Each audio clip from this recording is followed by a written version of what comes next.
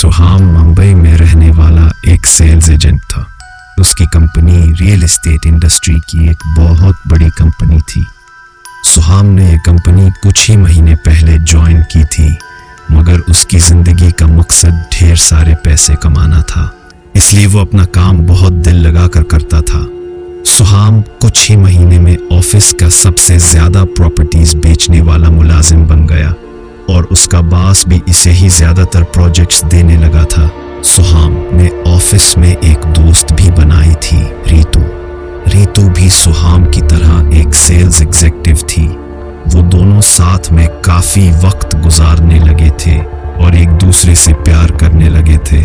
एक दिन सुहाम के बॉस ने उसे एक बहुत बड़ा प्रोजेक्ट दिया और उसे जल्द अज जल्द वो प्रॉपर्टी बेचने को कहा।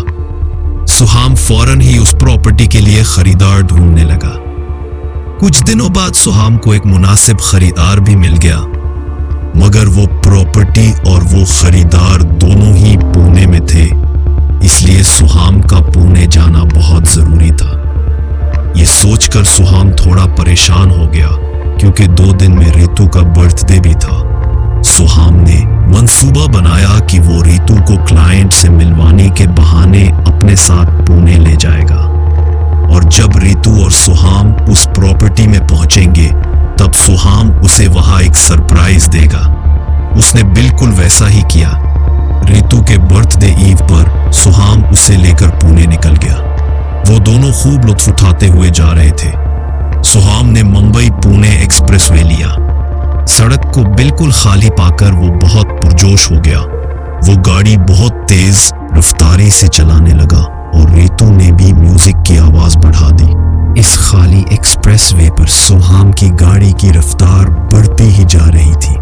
उसने देखा कि आगे एक सुरंग आने वाली है, तो उसने रफ्तार और बढ़ा दी और मजे मजे में गाड़ी की हेडलाइट्स धीमी कर दी। सुरंग की लाइट्स और गाड़ियों की धीमी रोशनी में वो सुरंग और भी ज्यादा पुरस्कून लग रही थी, और उनकी गाड़ी का वो म्यूजिक पूरे सुरंग में गूंज रहा था। जोश में सुहाम ने गाड़ी और ज्यादा तेज कर दी। वो खौफनाक लम्हा, मगर तभी उसे देखा कि गाड़ी के सामने एक केसरी रंग की पुरानी साड़ी पहने एक औरत खड़ी है। तेज रफ्तार में होने की वजह से सुहाम इस गाड़ी को रोक नहीं पाया और वो गाड़ी इस औरत पर चढ़ गई। सुहाम ने अचानक से ब्रेक लगाई और सदमे में 2 मिनट गाड़ी में ही बैठा रहा। इसके बाद वो और रीतू फौरन गाड़ी से बाहर आए और इस औरत की लाश को ढूंढने लगे, मगर सड़क पर कुछ भी नहीं था, बल्कि पूरे सुरंग में भी उन्हें कोई नहीं दिख रहा था। बस एक बहुत ही अजीब सी खामोशी थी। सुहाम काफी परेशान हो गया, मगर रीतू ने उसे पुरस्कून किया और कहा कि हो सकता है कि अंधेरे में उसे कुछ वहम हो गया होगा। वो दोनों ये बात कर ही रहे थे कि सुहाम ने देखा 12 बज चुके थे।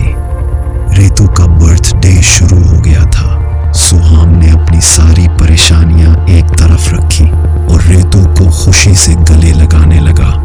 उसने गाड़ी की डिक्की खोली और उसमें रीतू के लिए केक था। रीतू इस केक को देखकर बहुत खुश हो गई।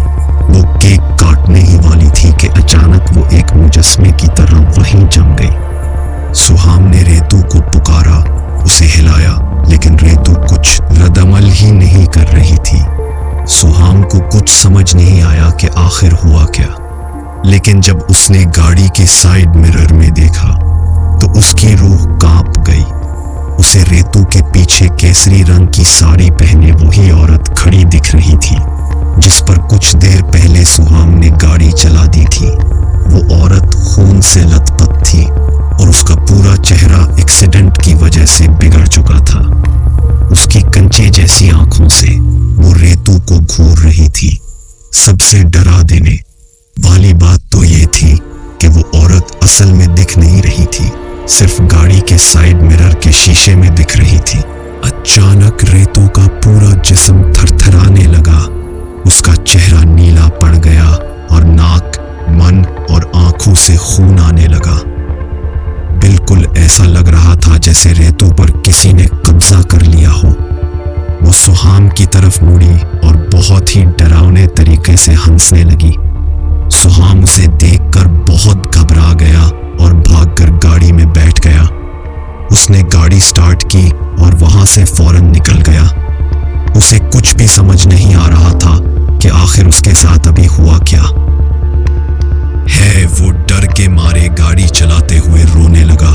उसने अपना फोन निकाला और फौरन पुलिस को कॉल लगाई। उससे पहले कि वो किसी से कुछ कह पाता, उसने देखा कि वो गाड़ी चलाता हुआ वहीं पहुंच गया था जहां उसने रेतू को छोड़ा था।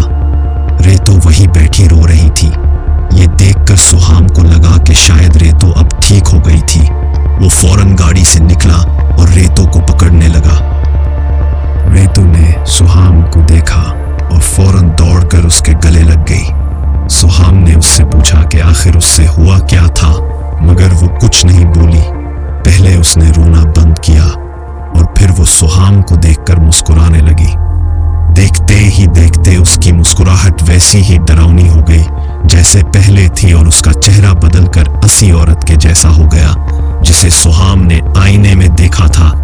रेतू इस केसरी रंग की साड़ी वाली औरत में बदल चुकी थी। सुहाम को अब समझ आ गया था कि उसका सामना किसी खौफनाक रूह से हो रहा है।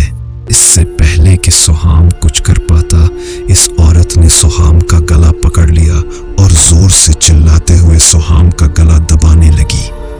सुहाम को अपने सीने में भी बहुत तेज दर्द होने लगा, जैसे अंदर से कोई इसके दिल पर दबाव डाल रहा हो। तभी पीछे से आ रहा एक ट्रक रुका और ड्राइवर ने जल्दी से बाहर निकलकर सुहाम पर एक पाउडर जैसी चीज डाल दी, जिसके बाद वो औरत वहां से कहीं गायब हो गई। सुहाम ने देखा कि रेतू गाड़ी के बैक साइड में इस सड़क पर बेहोश पड़ी है। ट्रक ड्राइवर ने सुहाम से कहा कि उन्हें जल्द से जल्द इस सुरंग से निकलना चाहिए। इस ट्रक ड्राइवर की मदद से सुहाम ने बेहोश रेतू को गाड़ी में बिठाया और वो लोग इस सुरंग से बाहर निकले। इस ट्रक ड्राइवर ने तब सुहाम को बताया कि इस सुरंग में यानी बट्टन टनल में एक पुरानी हिंदी फिल्म एक्ट्रेस की रूह भटकती है, जिसकी कई साल पहले इसी सुरंग में एक ट्रक एक्सीडेंट में बड़ी बेदर्दी से मौत हुई थी। इसने बताया कि इस औरत की रूह इस सुरंग से जाने वाले किसी भी इंसान की जान ले सकती है। इतना ही नहीं, इसने कुछ महीनों पहले ही वहां एक ट्रक ड्राइवर की जान ली थी। इसने बताया कि इस औरत की रूह इस सुरंग से जाने वाले किसी भी इंसान को इस सुरंग में कैद कर लेती है और फिर उसकी जान ले लेती है। लोगों को ऐसा लगता है कि गाड़ी का एक्सीडेंट हो गया है, पर असल में ये सब इस औरत की रूह का क्या धरा होता है। इसने कहा कि वो पाउडर जो इसने सुहाम पर डाला था वो एक तरह का भभूत मुकद्दस राख था। इसने वो भभूत रेतू के माथे पर भी लगाया और कुछ ही देर में रेतू को भी होश आ गया। रेतू को अपने साथ हुई वाकया के बारे में कुछ भी याद नहीं था, लेकिन सुहाम जानता था कि कैसे वो दोनों आज मौत के मन से बचे हैं। कई लोग कहते हैं कि मुंबई पुणे हाईवे का वो टनल हॉन्टेड है और कई लोगों ने तो सुहाम की तरह इस औरत को इस टनल के आसपास भटकते भी देखा है। को क्या लगता है? हमसे कमेंट्स में अपने ख्यालात जरूर शेयर कीजिए और हाँ, ऐसी ही दिल दहला देने वाली कहानियों के लिए हमारे चैनल को सब्सक्राइब करना बिल्कुल ना भूलें।